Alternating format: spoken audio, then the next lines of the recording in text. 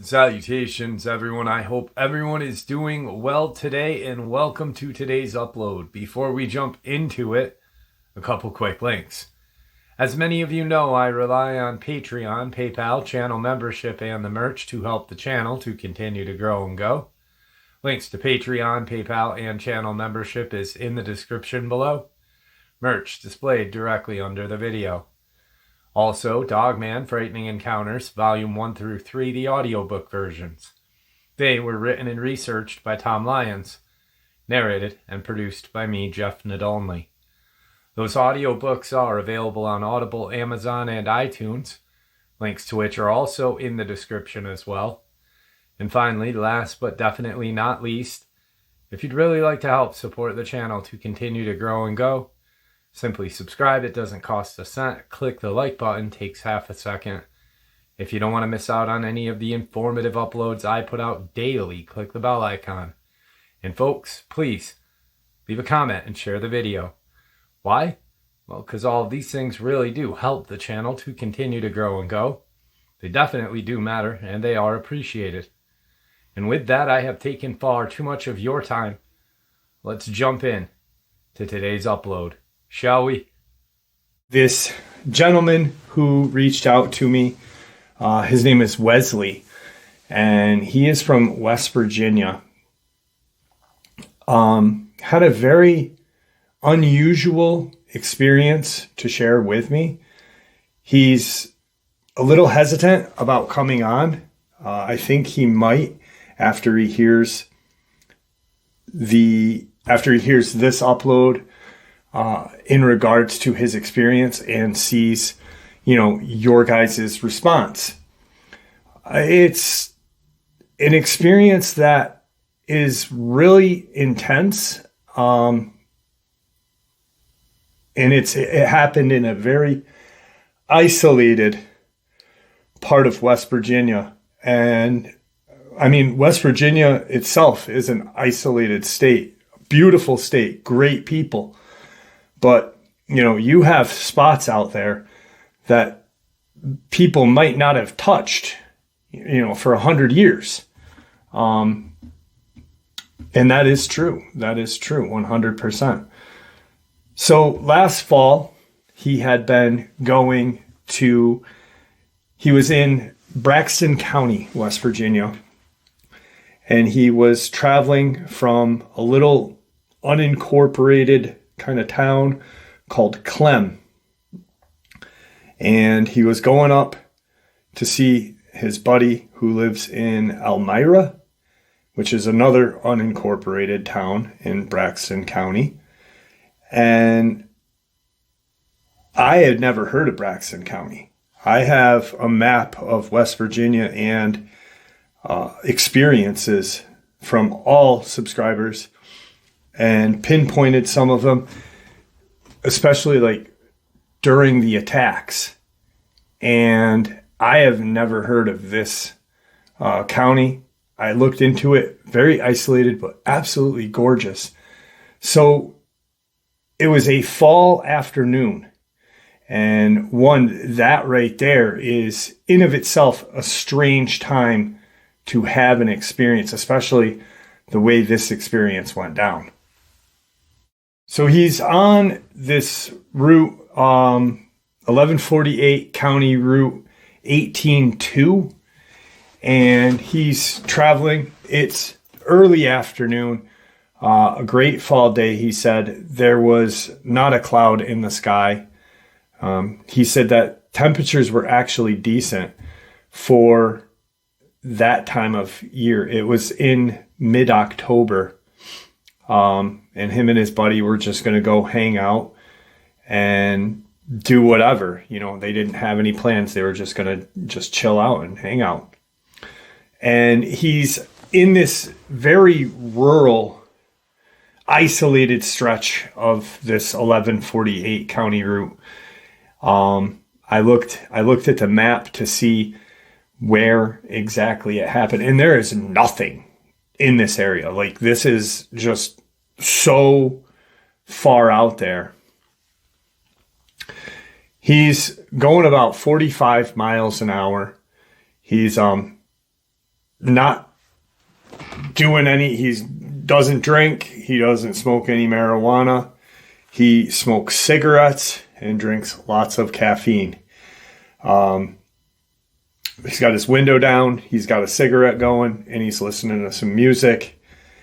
And he's kind of cruising up through, and he's got to slow down because there is a turn.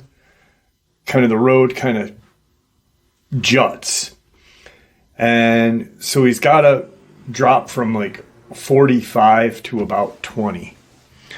And when he does, and he gets to another straightaway where he can pick up speed to go back to 45, as he's doing that, he sees something on the side of the passenger side of the road in the woods. And it happens to catch his eye as he's driving. And this thing is running full bore out to where his vehicle, like, it is an instant collision. He can see it. He said, Jeff, you know how you see something that's about to happen and there is nothing you can do no matter how quick your response is, there's just nothing you can do. It's going to happen. He's like, I could have hit my brakes. I could have hit the gas. We were going to collide. He said, at first I thought that it was probably or possibly a wild hog because it was rather dark in color and it was large, very large quadruped. So he smashes right into it and immediately locks his car up. He said that when he hit this animal, and I'm saying animal now, but it was not, his car is going, and he said when he hit this animal, his car, like, it pushed his car to where the nose of his car moved. And there was just so much force. He was holding his wheel straight because he didn't want to, flip or whatever as he's locking the brakes. And his car kind of careens over. He stops and he sits there for a few seconds to just gain his composure. Kind of, I just hit an animal. My car's just probably destroyed because of how hard we just connected. And he felt the impact in his wheel. He felt his car just. So he's sitting there for a second and he is trying to get his nerves to calm down. It's not out of fear because he has no idea what he's hit. He gets out of his vehicle and he walks around the front of his car. And as he's rounding the car, he sees some hair. There's obviously a animal dead under the front of his car. He can only see the backbone of, not the backbone, he can see the back of the creature and hair. And he's looking at it like, this is not a hog. The definite difference in hair. It was much more thicker and fuller. And then he's like, did I just hit a dog? But how is a dog that big and that strong to make my car, move like that? Because he said his car just bam. And so he's looking and he's trying to figure out what he's looking at. Because now as he's coming to the front of it and he's looking at his car and he sees, his headlight is blown out. The front fender in front of the nose of his car is just impacted, destroyed. And he rounds the corner and he sees a canine-like head sticking out from underneath the front tire, the passenger front tire. So he knows this thing is obviously huge. Its rump or butt area is by where his license plate is, and this creature is sticking out like that. And he had run the creature over its neck area. And he's looking and he's like, I just killed a dog. And he's kind of heartbroken. And he sees that it's not dead. It's panting and breathing. But it's absolutely huge. And he's looking more at it. And he kind of kneels down to look under the car. And he sees that it doesn't have paws. He's not looking for paws. He's just trying to figure out how to get this thing off of this animal, how to help put it out of its misery because it's suffering. And he realizes that, holy shit, this thing has hands. He's like, what am I looking at? And he just baffled at everything that's going on. He's confused and now a little nervous because he's like, I have no idea what I hit. It's got hands, and he looks at the back feet, and they are clearly feet. They did not look like dog feet. It did have a tail. I specifically asked, I said, did it have a tail? Absolutely, Jeff. But it had kind of feet that they looked similar to ours. It had what appeared to be 3 toes, and it had this kind of like haunch in its foot kind of went like that with these 3 toes sticking out. Large, strange looking toes. And he's, what do I do?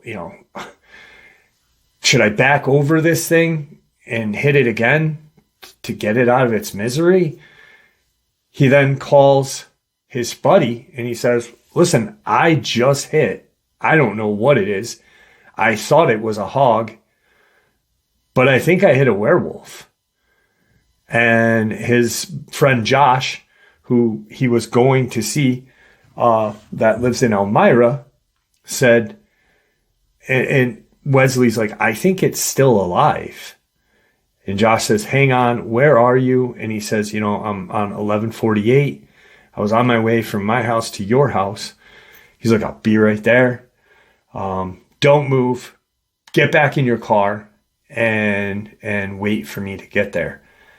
And he says, all right. He said, and as he's hanging up with his friend, he hears his friend Josh say, Dad. And the phone went dead because his friend had hung up. Now he gets back in the car and he's very nervous now because he's like, this thing had hands, this thing has feet.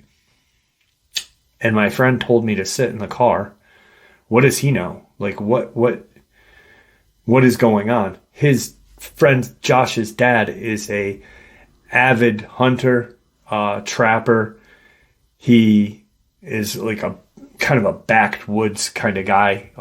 That's all he does on his days off and such is just he's always out in the woods, or target practicing or whatever.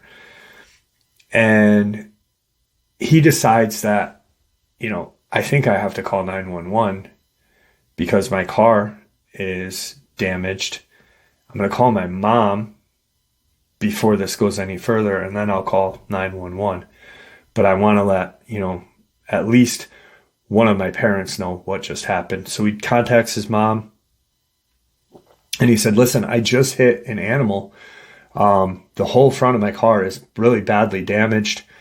The animal is halfway under my car and halfway, sticking out and under. And I think it's still alive, but I don't know what kind of animal it is. It's a very, very strange looking. And she says, call 911, get an incident report. And then he says to her, Josh is coming to help me figure out what to do with this animal that I just hit. I don't know what to do with it, Mom. And she says, all right, just call 911 and I'm going to call the insurance company, but get a police report. So, whatever happens, but we can get your car fixed or whatever. So he does. And the dispatch officer, he's thinking, I'm way out in the middle of nowhere. The nearest kind of law enforcement officer is normally, 35, 40 minutes away. He tells the dispatch or communications officer who answers the phone where he's at and what happened. And they said, we have, there will be a responding officer coming out to you. There is a West Virginia state trooper in the area, should be there within 5 to 10 minutes. Just hold on. So he's sitting in his vehicle and he rolls his window up because he's got a cigarette, but he can smell this just really bad kind of rancid fecal smell. He believes the animal had obviously been dead. It probably died, somewhere between him seeing it, because it was a very shallow breathing.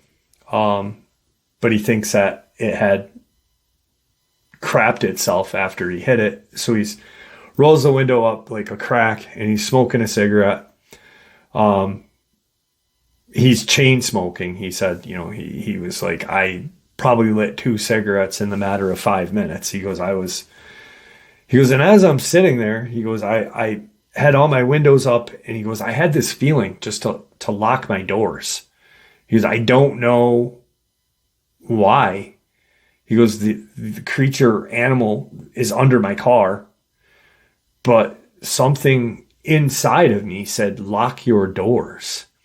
And he said, I did. I quick hit the button and I'm sitting there and I kind of see something off to the same side, on the passenger side of the vehicle, the right-hand side. I'm sitting there smoking and I'm waiting for my friend. I'm waiting for the police officer. And I see movement off in the woods just beyond the tree line. It was very not noticeable, like just something caught his eye. And he turns and he looks and he's kind of like, what the hell am I looking at? It's my nerves. Quit it. He's talking to himself like, quit it. Just wait for everybody. And he takes a drag of his cigarette. So he stops looking into the woods and takes a drag of his cigarette.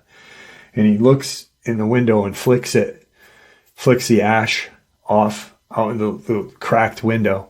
And as he's doing that, he feels his car kind of pick up a little, like move, and he hears the passenger door handle kind of like someone or something is trying to open it. And it was doing it with extreme force. And he turns and he looks, and there is a very similar looking creature standing outside of his passenger side window, looking in at him. And he can't see its hands because they are on its door and below his window. But it's like crouched down to look into his car. He had like a Chevy Lumina, not a big car, but not a small car either, but not very high up off the ground. And this thing's he can see that it is crouched down or staring in at him. And he's looking at this creature at just disbelief and fear. And he sees this, it kind of opens its mouth and he hears this really friggin' loud growl that it hit him so hard in the chest. He's like, I've heard stories of people talking about Bigfoot infrasound and, this and that, because where he's from, people talk about Bigfoot, not so much Dogman. He had never heard of Dogman. He thought Dogman was creepypasta. He's heard of Dogman, but he was like, nobody in my area has talked about a Dogman. That people talk about boogers, wood boogers. But I've heard of Dogmen on Swamp Dweller, or, he started naming a couple other channels, some creepypasta channels, Unit 522, this, and that. And he's like, I'm staring at a werewolf / Dogman. It's glaring at me. There's saliva coming out of its mouth. And he said, Jeff, it looked like its teeth kind of fit together, like meshed together, because it opened its mouth as it started to growl again more loudly this time.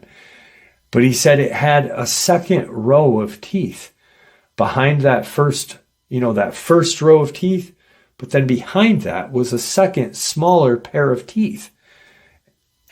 And I stopped him right there. I was like, wait, so it had two sets of bottom and top teeth, or, how close were they together?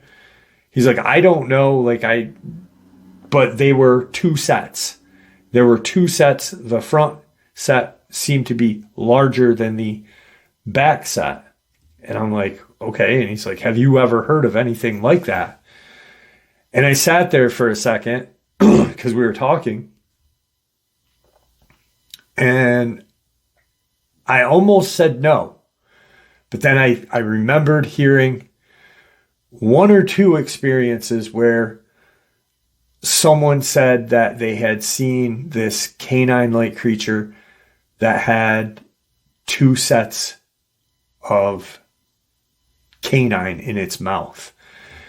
And I can't for the life of me remember what they were, but I remember one of them being where the first set of its mouth were actually so large they stuck out of its muzzle, and then you could see the other set when it opened its mouth to howl or growl. He said, so I'm in utter disbelief looking at this thing and absolutely terrified. He said the only thing that registered with me was to start my car and just gas it. He goes, I don't know if it was, instinct. And I was like, it was fight or flight. It was flight. You were in danger, and you have two, things, our body, natural responses. There is a fight response or a flight response. And he said, I gassed that. And he goes, I felt my front tire go over, and I heard it kind of, that Dogman that was underneath, I heard it kind of move under the nose of my car when I went over it. And then I felt the back go up. And he said, I'm watching, as I'm driving, I'm looking over, and this creature still has its hands down. I can't see where its hands are. And I'm going 15 miles an hour to get off of, the Dogman. And as my back tire went up, he said this thing just was staying with me, staring at me. I got maybe 50 feet from where I had hit the Dogman, and that's when I see the West Virginia State Trooper coming the opposite direction. As I'm looking at it, his lights are not on, but he's like, I'm looking at the state trooper, and I quick looked over at the Dogman, and I just hit my brakes. He said, I'm staring at the state trooper like, what's he going to do? What's going to happen? And he said, as he's approaching me, I could see his face in utter shock. And he turns his lights on. The state trooper turned his cherries on and the siren. And he goes by him. He goes by Wesley's car. And Wesley's sitting there like, holy shit, like he just left me. And he looks in the rear view and he sees the state trooper as he went by. He turns back and kind of does a U-ey. And so he's behind Wesley's car. And he gets real close. And he sees the state trooper jump out of his car. And he's out of his vehicle with his pistol drawn, standing in the door, like using the car and the door as a shield.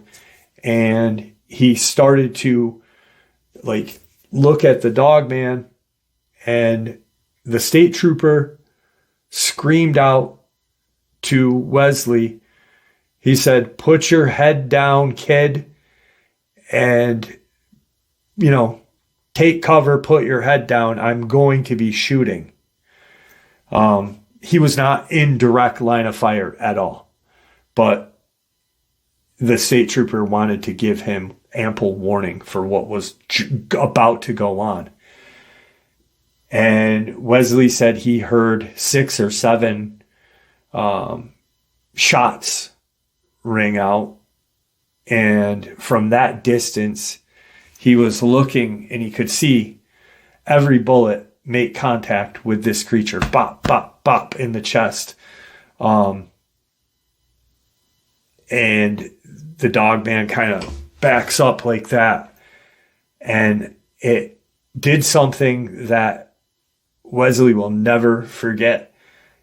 After the last shot, it backed up and it put its claws out and it kind of reared up like your atypical werewolf movie, he said.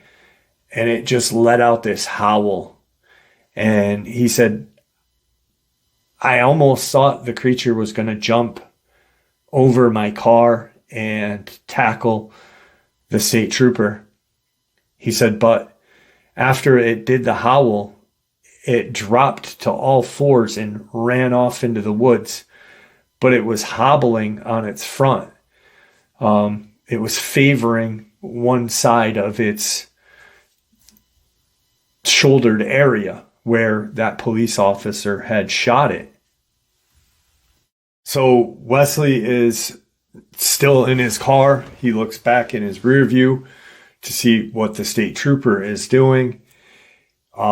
He's still in this firing stance because seconds went by. That's it. It was, for him, it seemed like an hour, but it was just seconds from the time he hit the creature to when the state trooper came up and discharged his pistol into the Dogman and it ran off into the woods.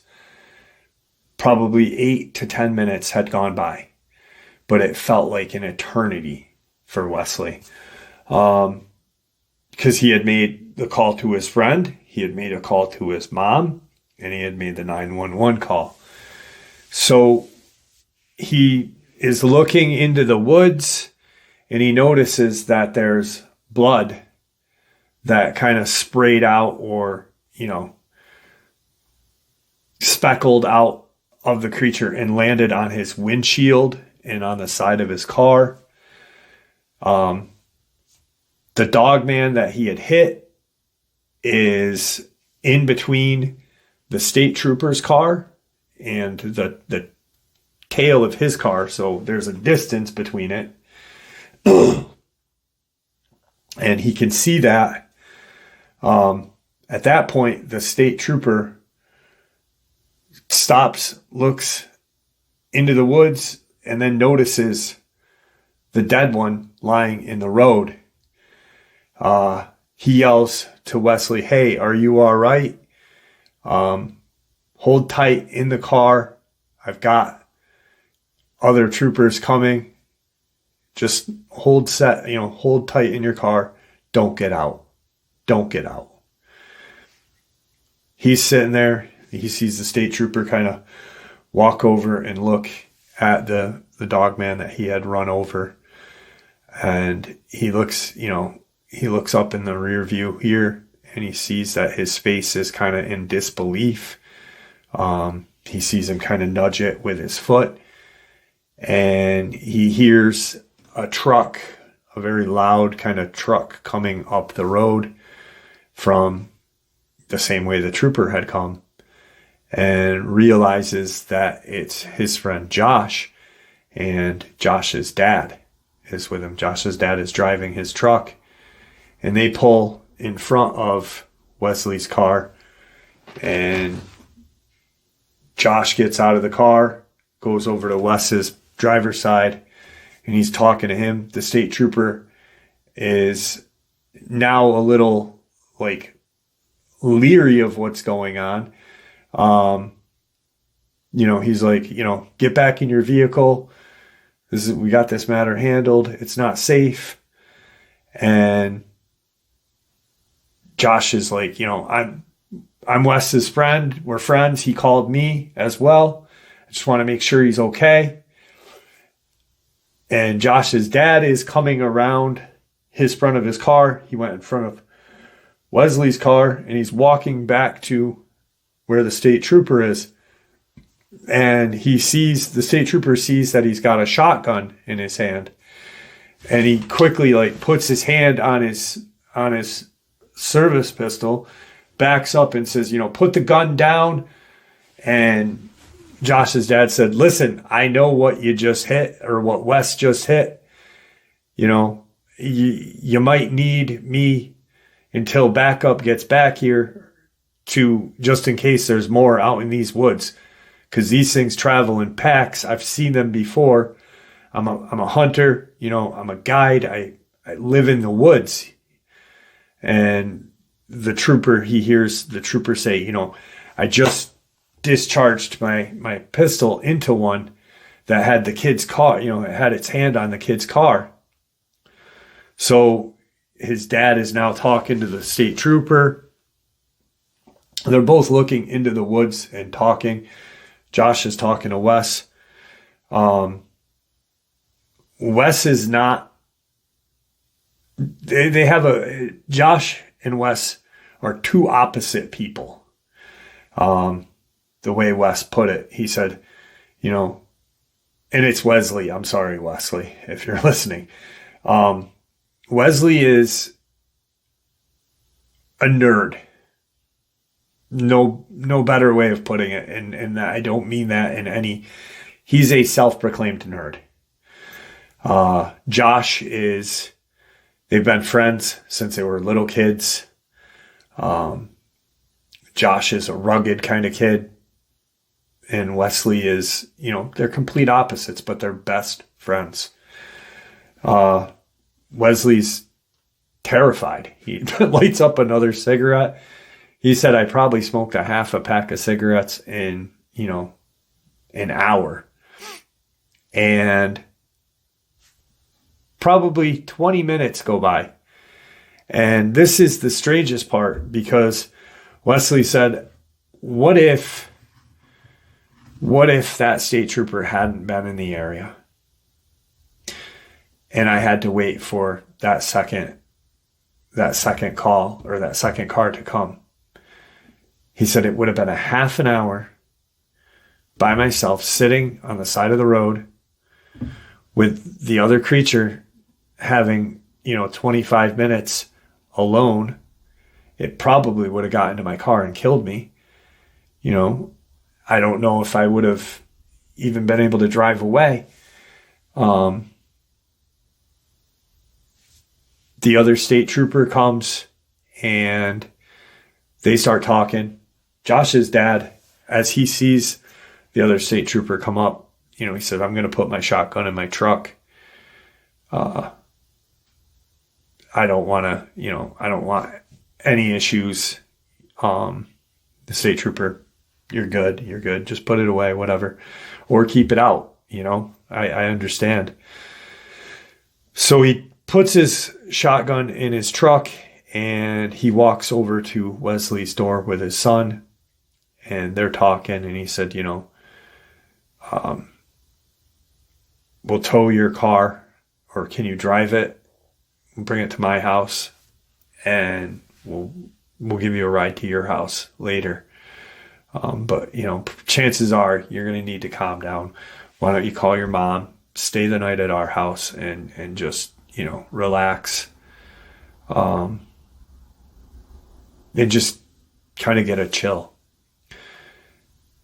The other state trooper that had shown up comes over to the car and asks Wesley to get out of the car to talk to him.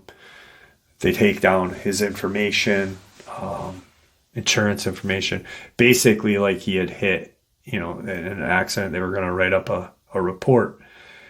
And the state trooper says, do you know what you hit? And he said, no, sir. He said, I thought it was a boar. I thought it was a hog coming out of the woods. He goes, until I hit it, he said, it literally made my car shift. It was so hard of a hit. He said, when I got out and looked at it, I noticed that it had hands. He said, so I got in my car. I called you guys. I called my friend, and I called my mom. And that's when this other one came out of the woods and grabbed my car, and I had no other choice but to go forward. And that's why I hit it, with my rear tire. I went over it. And he said, all right, well, we got people coming. I don't want you to go anywhere yet. Just hold off. And he watched the state trooper go back to his car and drive up. And he sees him come back the other way. And he sees him stop a little ways down the road. A good distance, actually. But he could still see him because he's at that straightaway, but there's another curve coming. And he sees that he had put a flare in the road and a kind of, find a different way to go. So they block the road off. And he comes back and parks behind the other state trooper. And about 45 minutes goes by. Josh's dad is getting impatient. Josh is and Wesley is getting impatient. He had called his mom, told her that the police were here. There's 2 police. He'll explain everything to her later. And he could hear that his mom was concerned and said, Josh's dad's here. Here, talk to him. And Josh's dad had said, Wesley's good. We're going to either tow his car to our house, or if he can drive it, and then we'll keep him at our house for a little bit so he can calm down after this. And she's like, what did he hit? Why are there 2 state troopers there? Why are you here? And what if, Wesley had said that one of the state troopers had shot something. And he said, listen, I'll talk to you later about this. Let's get this figured out. You're okay. You don't need to come down. I don't think you'd be able to get through anyway because they just blocked off traffic. So 45 minutes goes by. Wesley's out of his car. He had walked back and looked at the creature that's lying dead in the road. There's no noise in the tree line above to where he was. And at that point, he says to the state trooper, can we leave yet? And the one that took the shots at the creature had a whole different disposition. The one that came up last onto the scene, he said, was kind of a prick. He said, but the original state trooper that came, that was first and that shot at the second Dogman, he was you could tell he was shook, but he was very cool. He explained, just wait a minute. We got some people coming. Some people probably going to want to talk to you before you can go. So he says, all right. And they wait, and the 45 minutes go by, and a white cargo van, brand new cargo van, pulls up and parks, goes past the state troopers' 2 cars, and where Wesley's car is, his dad Josh's truck is in front. So there's, just to give you kind of an example, state trooper, Wesley's car, Dogman right here, Josh's dad's truck, the other state trooper. And the van pulls kind of in between the two, almost side by side where the Dogman is laying. 3 guys get out of the cargo van, 2 guys in the front and another guy in the back. The 2 guys that are in the front are in kind of black cargo pants, black boots, and kind of like these greenish, sandy kind of greenish shirts, weird colored green shirts. They weren't dark green, they weren't pine green, they were a weird kind of military light green t-shirt. And then out of the back, he saw the door open, and a guy came out who was wearing khakis and a button up with his sleeves rolled up. He said he looked very casual but professional, and he was maybe 50 years old. Gets out of the car or the van, and you can see that, there's only one set of seats. You got the 2 in the front, and there's one set of seat, and then you could see a kind of cage enclosure in the back of the van. The 2 guys kind of go open the back of the van up and walk over to where the state troopers are. They start talking. The guy that's in the khakis comes up to Wesley, Josh, and Josh's dad and says, were you guys here on the scene? And he said, no, this is a friend of my son's friend. He called us, and we only live right up the road. He was actually coming to our house. So we wanted to make sure that he was okay. And he said, okay, we just got to go over some things really quick.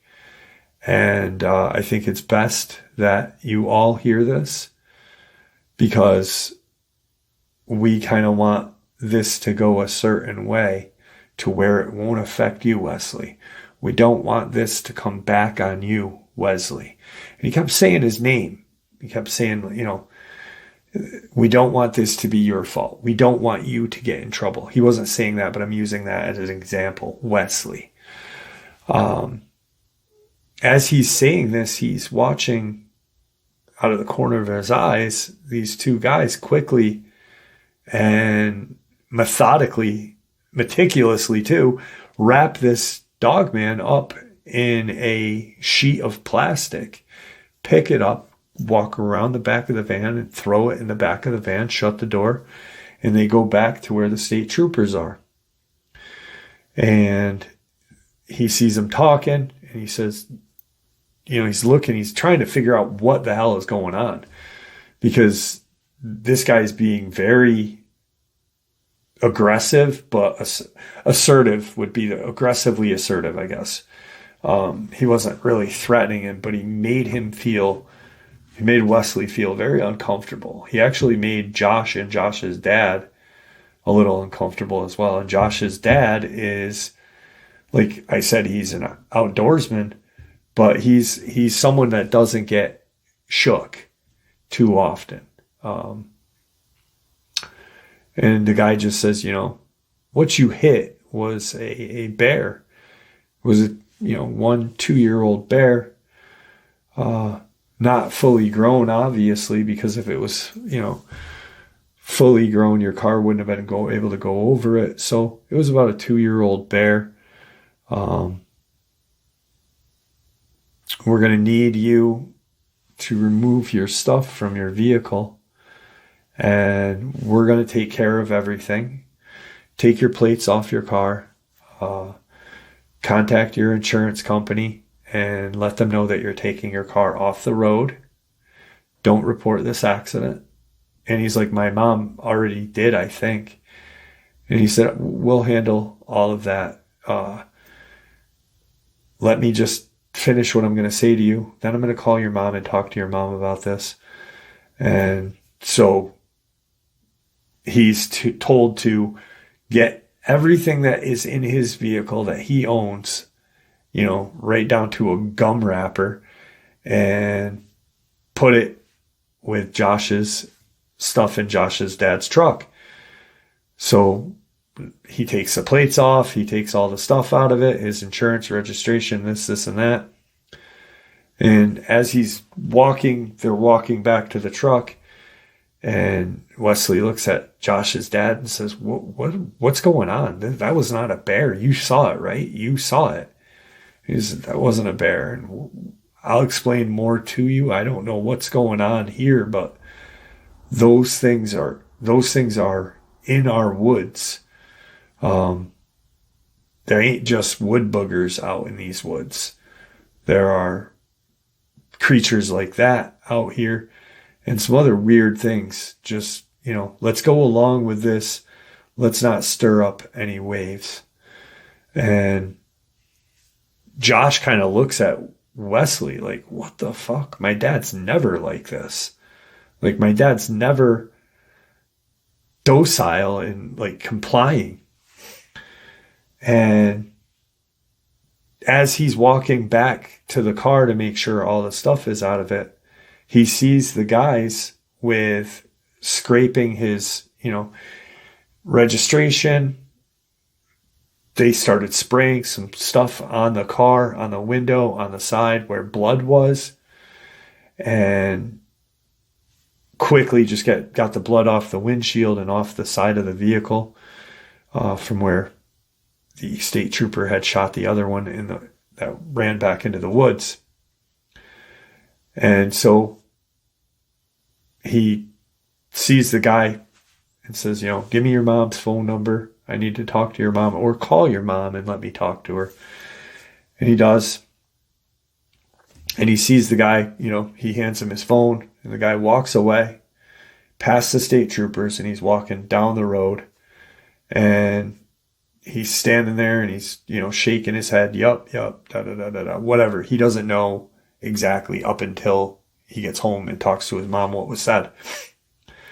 And comes back, gives Wesley his phone and says, all right, we'll handle all this, but I need you in about 2 to 3 hours to come to the state troopers barracks, and we'll talk to you there, and we'll figure out your insurance information. We'll figure all that out so your vehicle will be either repaired or you will get a new one.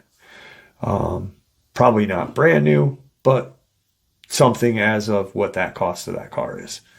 And he's like, okay. And he walks back to the car with Josh and Josh's dad. They go to Josh's house. He calms down a little bit. That's when Josh's dad kind of says, these things are werewolves. He kept calling them werewolves. And, I've seen them while I was hunting a couple different times. They never bothered me, I think because they knew that I had a firearm with me. But, I've watched them watch me before while I was hunting or hiking or whatever. That's why, I always carry a firearm when I go in the woods, he says to him. And okay. And he said, well, how am I going to is my mom going to pick me up and bring me down there? And he said, no, we'll bring you down. We'll give your mom a break, let her calm down. So he ends up calling his mom and telling her the plan. And she's like, I already know. I'm going to meet you there. See you in about an hour and a half. He had a specific time of when he was going to meet his mom there, and the guy that came with the 2 other guys that did the quick cleanup. So time comes by, they go to the state troopers barracks, and he gets out. He's greeted right at the door by the gentleman in the khakis and business casual guy, who now has a shoulder harnessed pistol, and he's got what appears to be a badge on his hip, like on his belt. And he doesn't recognize it because it doesn't look like the state troopers badges or any kind of sheriff or whatever. And he kind of looks at it quick, and he sees Department of, but he doesn't make out the rest of it. And he's now knows that this guy is a Fed. So one thing before he did get there, Josh's dad said, sign the paperwork that states that it was a bear. Sign whatever they want you to sign. Don't ask too many questions. I don't know how this is going to go, but I know that, at one point he had a friend that lived a couple counties over that had an experience with a Bigfoot and a wood booger. And things didn't work out for this guy. He ended up doing like 60 days in jail. And he asked, why after, and he said, I probably should have just gone with what they told me to do. But, now I know better. So that's why Josh's dad was kind of being like, just do what they say and everything will work out. I'm going to tell your mom the same. He sees Josh's dad start talking to his mom. Business casual guy has got these paperwork for him to fill out. You hit a bear, da-da-da-da-da, X here, sign here, do this, do that. And Wesley looks at him and says, well, what about my car? What's going to happen to my car? Is the insurance company going to help me fix it? He hands him a set of keys, business casual, hands him a set of keys. And he says, this is, your vehicle. It's not a Chevy Lumina, but it'll do for you. It's less miles, and it's yours. So just part of the agreement that you just signed is that you will take this vehicle and you will not speak of this. Okay. And he goes outside. It's just an S10 pickup truck. Nothing special, nothing fancy. Like a 2004 S10. Little step side. And he says, this is awesome. Awesome. Great. I wasn't expecting. I thought I was going to get my car fixed, but, this will do. And as he's talking to business casual then says again, just remember, that everything that you just signed is legally binding, and you could essentially, by signing that, if you were to go out of bounds on this, you'd probably get arrested. You'd more than likely get arrested. You'd lose your vehicle. We'd make your life hell. And Wesley's just, kind of, okay, real scared. And he sees his mom, and he got the keys. He's out by his truck, and business casual's talking to his mom. And he can see his mom's face kind of contort to an almost disbelief, and like she had been threatened. Like,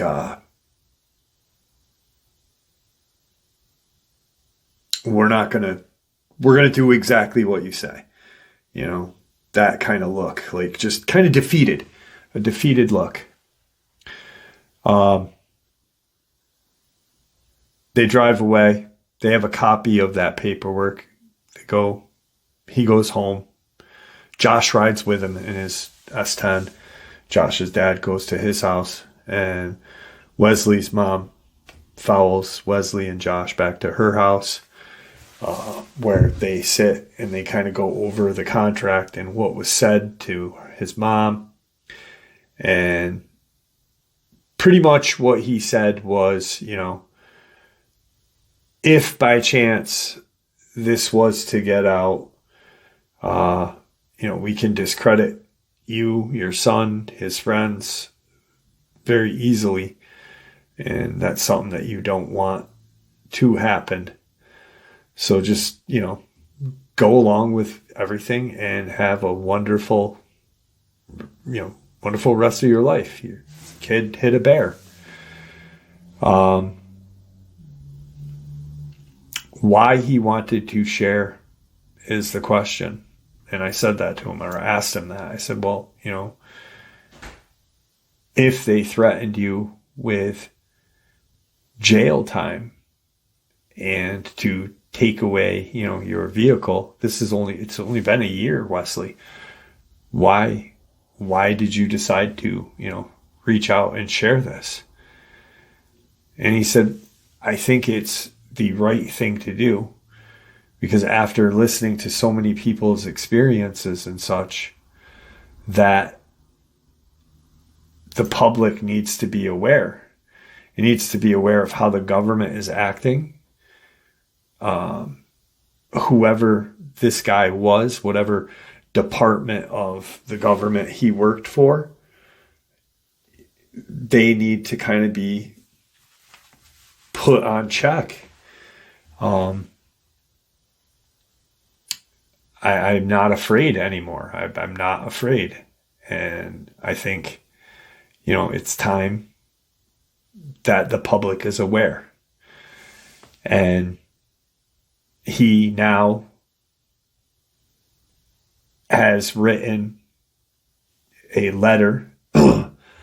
If anything is to ever happen to him after he shares this, after I share this with you guys, and however it works out, if he comes on and talks a little more about it in more detail and such, if anything were to ever happen, like he were to be jailed or more threats came out, he said, I've actually have a policy that protects my ass. And if I do get in trouble, that people will know what is going on and just how corrupt our government is with these creatures. So I'm not going to go any further than that with what he has, his insurance clause or insurance plan that he has for himself. But, you know, if by chance he comes on and shares and shit hits the fan for him, he does have an escape plan set for that to cover his ass. So imagine being this poor kid hitting something that, you know, he was just going to his buddy's house to hang out, and he hit something that is, you know, huge, this and that. This poor kid just, you know, it doesn't. And then the government to shit all over him on that same day. Make him go home, and then meet them back at the barracks, the state troopers' barracks, this and that. And the threats is what got him. And the threats that was made to his mom. And his mom, about 2 weeks ago, said when she got up in the morning one day that what she thought was a white cargo van parked in front of their house. She couldn't make out anybody. But that it's that same white cargo van that picked up that Dogman in business casual came out of.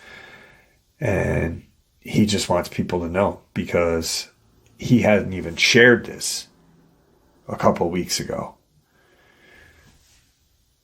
And now there's that same van parked out in front of his house, like across the street from his home. He is convinced that if this does go bad for him, that his insurance clause or plan or whatever will cover his ass and make the government look as corrupt as they are. The state government. That's the only people he's going after if, by chance, shit hits the fan, whatever. So yeah, he's got a insurance plan, and his mom they're still living in fear, and that's the biggest part of it. Is why should they live in fear? Because of a accident that our government helped create, like using these creatures as weapons of war per victor, protecting, you hit a bear, not announcing to the public, hey, werewolves, dogmen, they are real. And yeah, just an intense experience, and I really feel bad for Wesley, 100%. And I really am hoping that he comes on, and I'm hoping that his mom comes on, because she has watched Wesley's life kind of change, and not for the better, since this incident occurred. So, and with that, hopefully Wesley comes on. Hopefully his mom does as well. He's going to talk to Josh's dad and show him my channel and see if he'd be interested in sharing some of the experiences that he has seen in the woods. Because remember, he said to Wesley, I've seen these things follow me and watch me as I'm hunting. Why do you think I carry a firearm wherever I go? Have it, folks. I hope you all enjoyed today's upload as much as I enjoyed sharing it with you. I'd like to thank you for supporting this channel. After all, it is your support that helps the channel to continue to grow and go, and what gives us all a place and a chance to share our experiences and theories judgment-free. Everyone is simply treated with the respect that we deserve. Please stay safe, happy, healthy, and ever vigilant, keeping an eye on our children, pets, family, and our friends. These creatures are real. These events have happened. Share this information with those you love and care about, and it may just help save their lives someday. Until next time, never stop asking questions, never stop searching for the truth, and God bless you all.